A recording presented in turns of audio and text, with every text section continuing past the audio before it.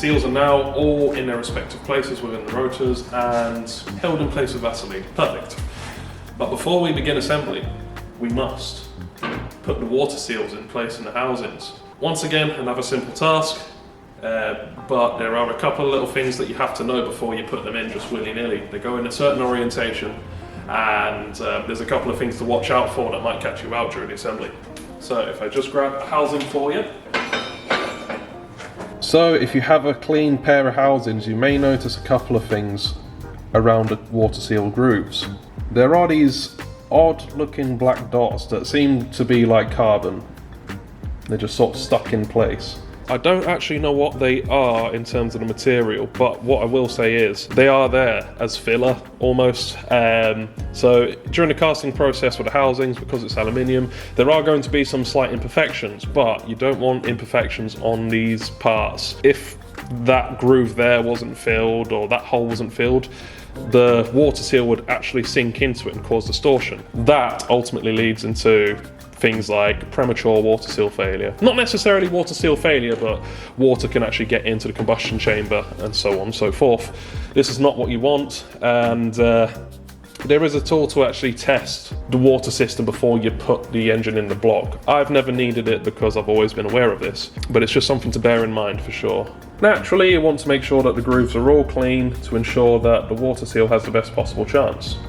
Any sort of discoloration like this bit in the coolant jacket that you may see isn't going to affect anything. However, corrosion, pitting, all that sort of stuff, so long as it doesn't affect the actual seal channels, you're okay, generally speaking.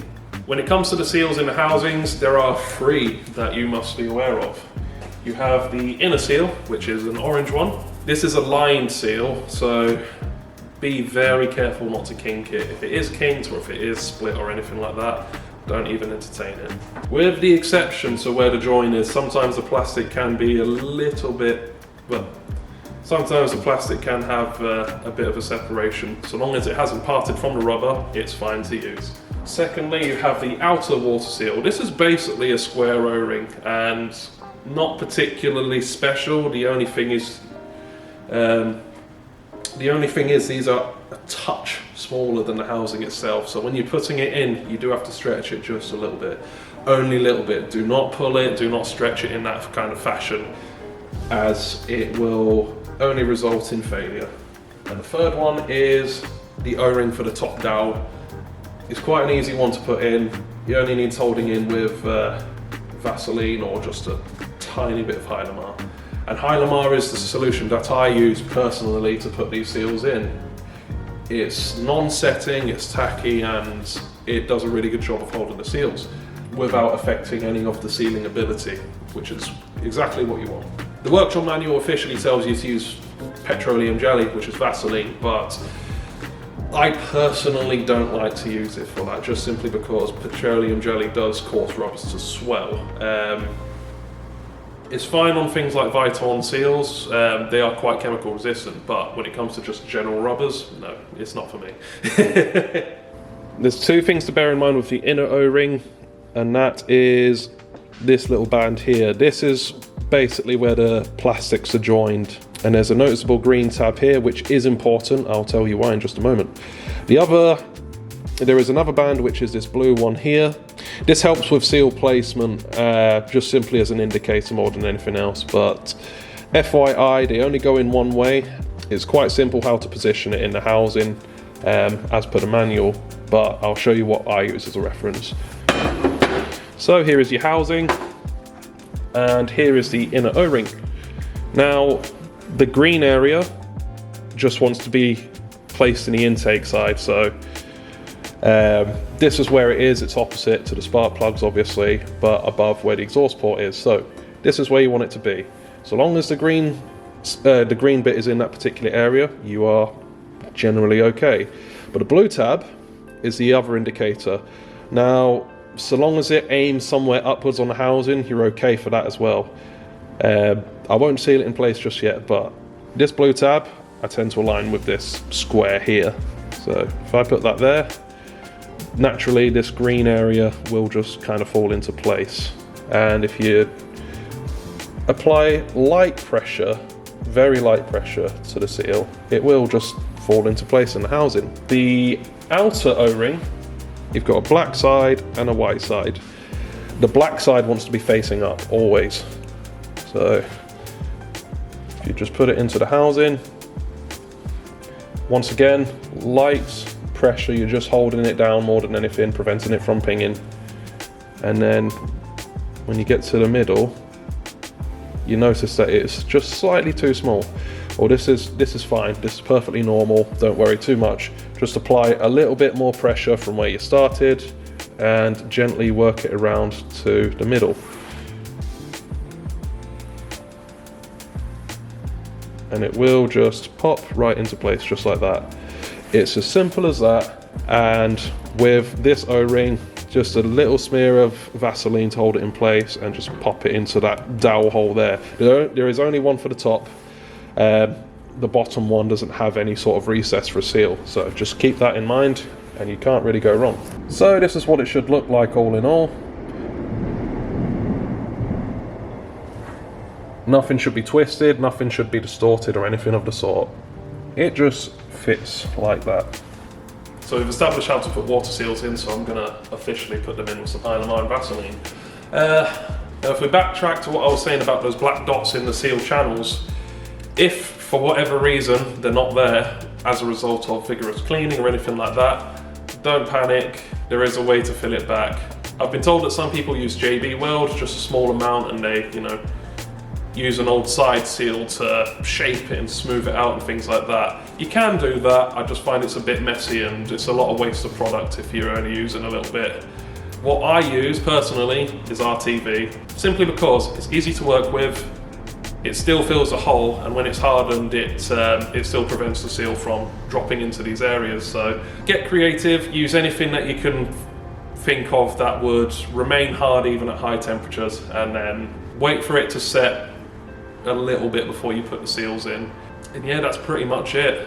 People may frown upon what I do in terms of that.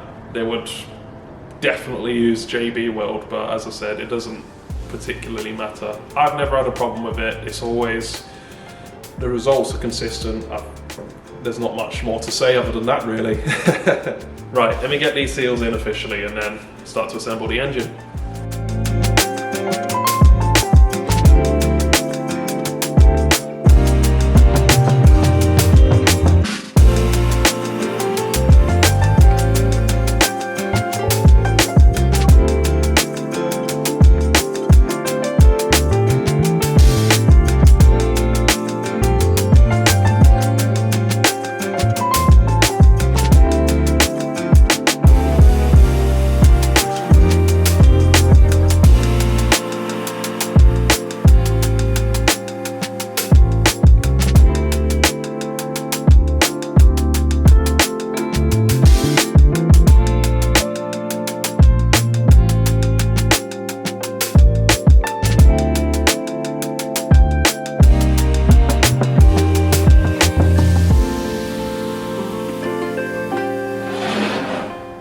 About ready to boogie now. So we've got bearings in the stack gears, bearings and seals in the rotors, irons are all ported, housings have got the seals in them and stuff as well. So as far as I'm aware, pretty much ready to go.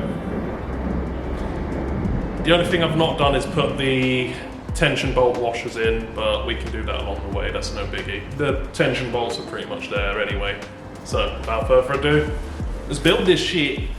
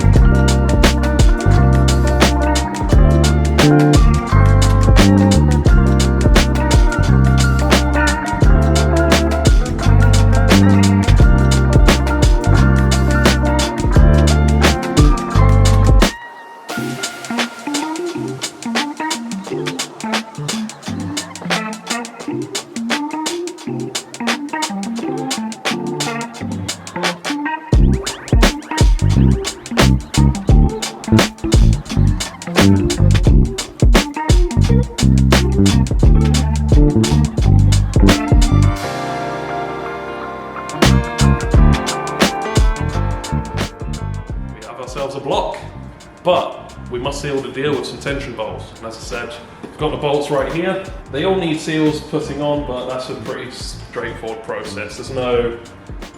They only go one way with the tapered edge facing down. I think that's pretty clear with the recesses in the engine.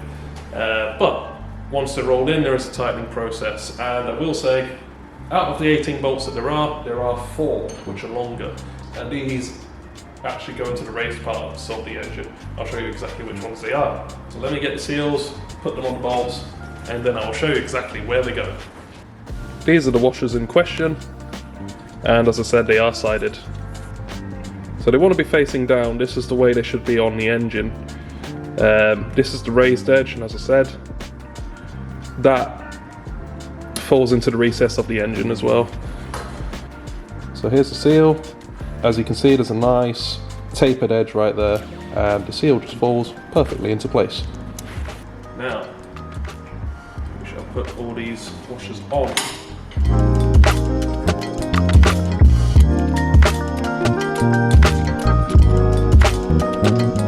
All the bolts have washers, except for you! But why is this, you may ask?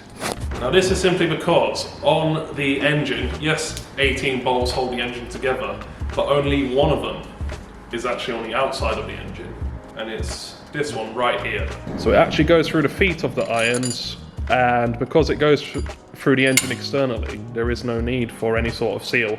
The other ones require it just because they actually go through the coolant jacket in the engine. So therefore, they do still need some sort of sealing washer on the back end of the engine.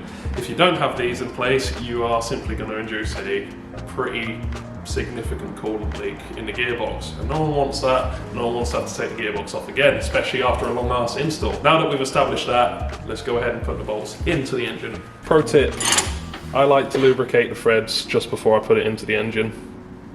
Just the ends. It doesn't have to be anything particularly fancy either, just oil, good old-fashioned oil. As long as it's not brake fluid or anything that might affect seals, etc. Like I said before, there's different bolts, 4 long ones, and the long ones go into this corner here, this bit around the exhaust port, and just under the intake. They are all raised, they're all the correct length for the longer bolts.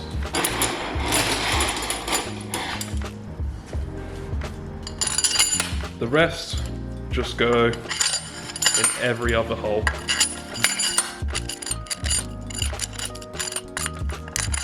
Now you can do this by hand, or you can do this the quicker way. I just get my little 3/8 gun, and I tighten in sequence.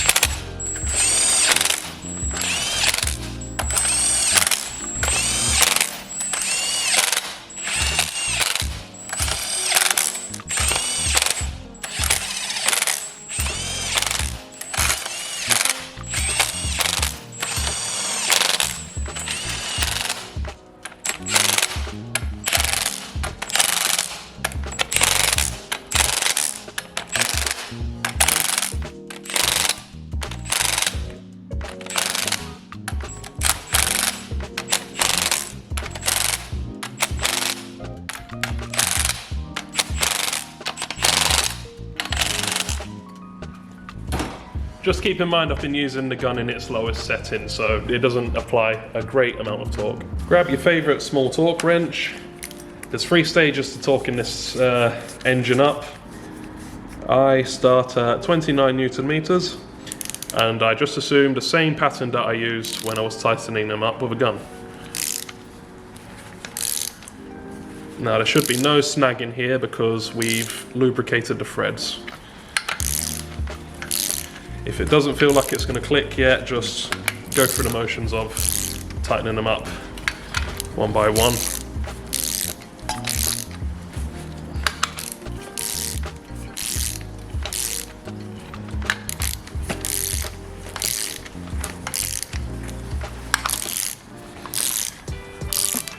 Same principle as most other things when you're doing this sort of engine work. You want big pieces of, well, you want the big components to basically go down nice and evenly, or as even as possible, hence why there's a sequence. You'll notice that the sequence is basically opposites from one end to the other.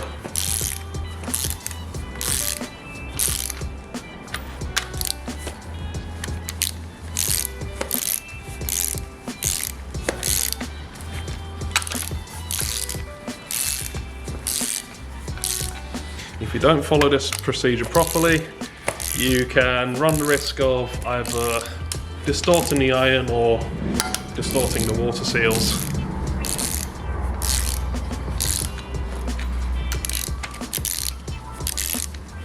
It's not what you want, obviously. So therefore, we follow the sequence as intended from factory.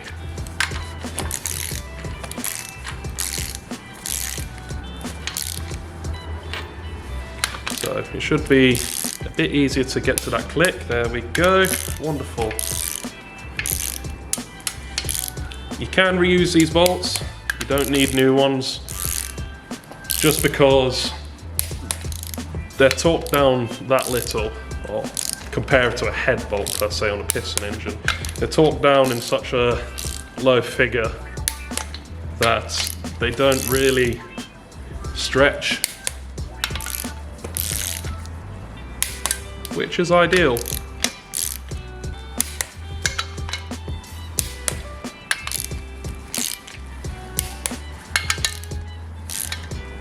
I've done this so many times that it's become muscle memory now. You'll notice that some people do actually write the numbers down so they don't get lost, but I'm a bit special. I've just got the image in my head. Right, so 29 Newton meters. We can step it up now to 34 Newton meters. So I'm gonna go ahead and do that now. 34.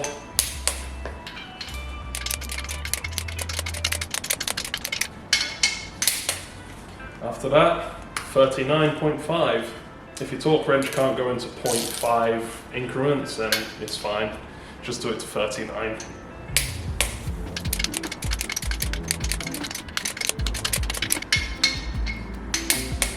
So that's the maximum amount of torque that we apply to these bolts. As a bit of habit, I like to go around it one by one just to make sure everything's correct. At this point, it doesn't matter what pattern you do, because theoretically everything should be torqued to spec anyway. Just making sure that nothing's gonna miss. There you have it, sealed 13B. So, 12mm bolts around the rear gear, If you haven't at this point changed the seal, definitely do it now. Provided you have one with your kit. It's, for what it costs and for the ball ache of taking the gearbox off just to replace it later down the line after it inevitably fails, you may as well do it now. Everything else is pretty much assemble it in reverse to how we took it apart. Yeah. Build it up backwards from how you took it apart. So I'll just do a time lapse of that, and I'll talk to you about any little details that may help you with a successful build.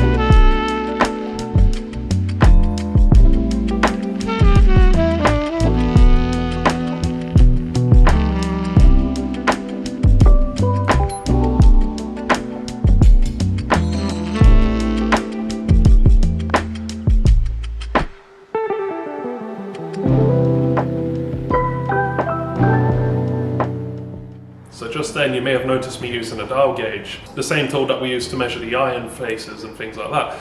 Now, what I was doing was measuring end flow or end play, depending on where you are in the world.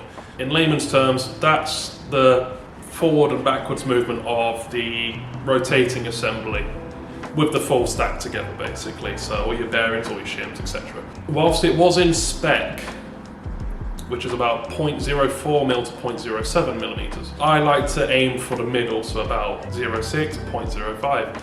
There's two ways you can correct this. These spaces here are known as end play spaces, and in essence what they do is change the amount of end play that you've got. E offering the most end play, A offering the least end play. If you have excessive movement, you can change the end play by stepping it down to from E to D, something along those lines, or you can sand or file the spacer down just on a bit of sandpaper, but make sure the surface is flat, otherwise you'll cause a bit of sloping, which isn't ideal. You want it nice and flat, it's nice and consistent, so you get a true end play with no matter what position that the space is in. So on that note, I've already done it, I've already made the changes. I'm just going to put the assembly back together now, and then we'll put the front cover on and carry on with the build. So we've got a brand new chain here, we've got our oil pump bolted down, and now, as you can imagine, because it's just two components, you have to put the relevant gears down at the same time. Just a word of caution, if like me, you've taken this gear off of the oil pump, You want to be very careful about this keyway here. Now the reason for that is sometimes it's quite loose inside the shaft, and when you slide the gear on, it actually pushes it out. So I like to face it towards the bottom of the engine, just so I've got a little bit of access with a pick underneath to hold it in place. But wrap it round, both gears. Just keep a visual on the keyway when you slide it down. You can probably find it notches into place just fine. And provided you can see it inside the notch in the gear for the oil pump, you're all right. This one happened to stay in place, thankfully, so I don't have to worry too much. But yeah, nice and tight on the chain, or as tight as it's ever going to be with a new chain. And once you've done that, rotate the gears so the keyway's in line with everything else on the main shaft. Put the washer down. I'm going to reuse the washer just simply because there's nothing wrong with it. But absolutely make sure this tab falls within the notch in the oil pump gear. This holds it in place. This prevents it from undoing itself, essentially. Grab the 17mm nut. I torque these down to 42 Newton meters with absolutely no issues whatsoever. 42 Newton meters. Then grab a flat blade screwdriver and flip the washer up right against the nut.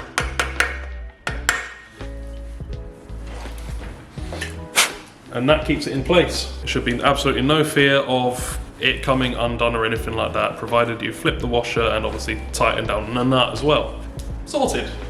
Now we can get the front cover gasket on, the front cover bolted down, and stick all the necessary parts on.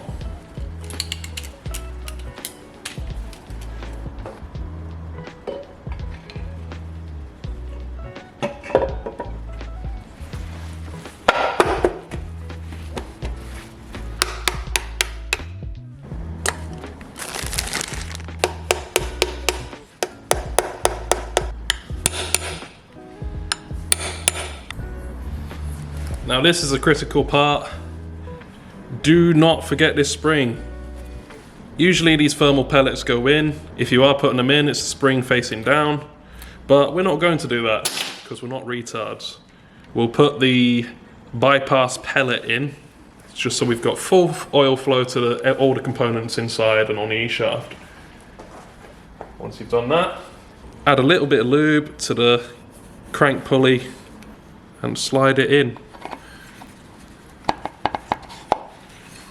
Once you've done all that, grab the bolt for the E-shaft, the 19mm. Make sure you replace this O-ring as well, just because it's part of the kit, and why wouldn't you? As per the manual, be sure to apply a bit of sealant around the edge of the bolt. You don't have to go too mad. I've seen some pretty nasty stuff in terms of these bolts. It don't have to be a massive amount of sealant, just enough to coat it. Carefully wind it in.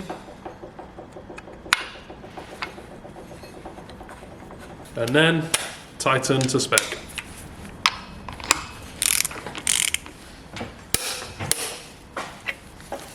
Now before we can say we're finished, we have to put the bolts in the front cover. It doesn't matter when you do it, so long as you do it before you flip the engine.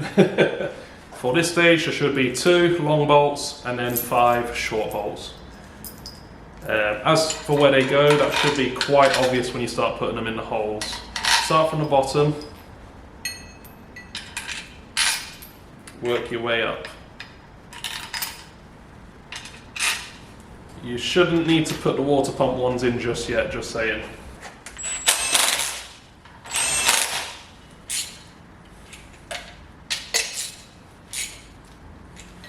Now for the next step, flip the engine over.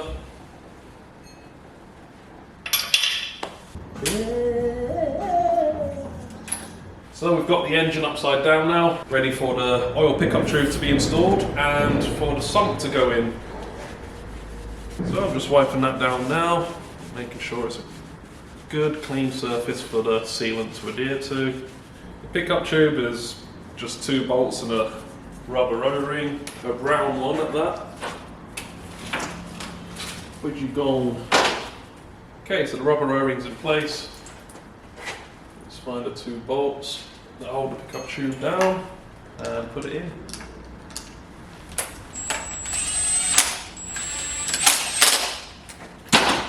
Now they don't have to be extremely tight at all, just get a ratchet and nip it up.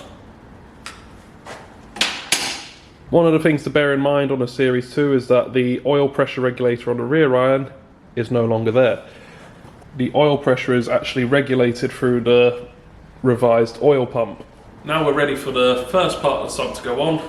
We've just got to apply sealant all around, flip it upside down, and bolt it in place. So I'll get on with that now.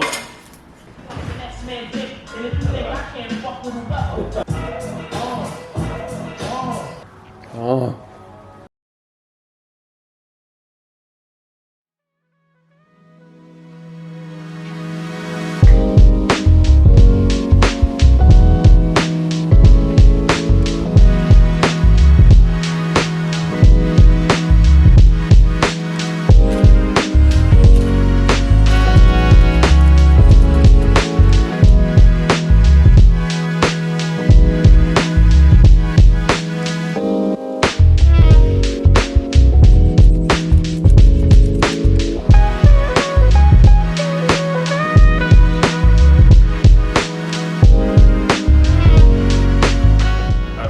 Absolutely no time here, just getting the ancillaries on, so sorry you missed that part. And now we're going to put the engine back into the car. Fingers crossed everything should go well, and you should be able to happily drive off into the sunset tomorrow.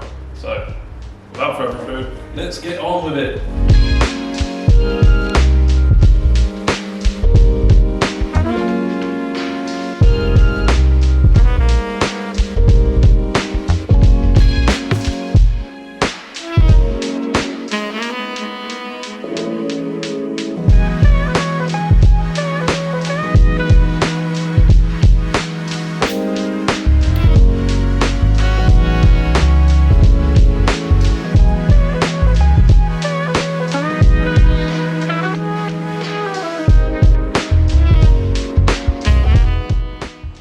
Back in the car, everything's installed, fluids are in, so now all that's left to do is fire it up. I've already put a base map on just to get it going, so it should just fire up. Let's prime the system first.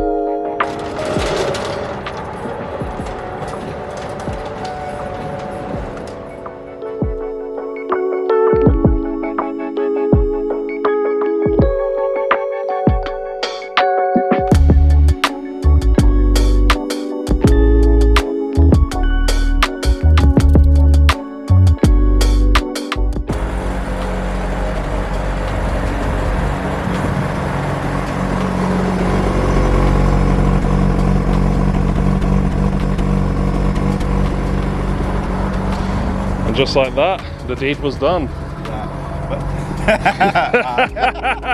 All the way from Istanbul. Yeah. And yeah, a Bridgeport as a reward for the big journey over. And yeah, that just about wraps up the video. Yeah. Thank you so much for watching, and oh, there we go, another offer. I'll be doing more videos like these in the future, a bit more in depth in all the different processes, but nonetheless, I'll keep the content coming. Right, on that note, see you around.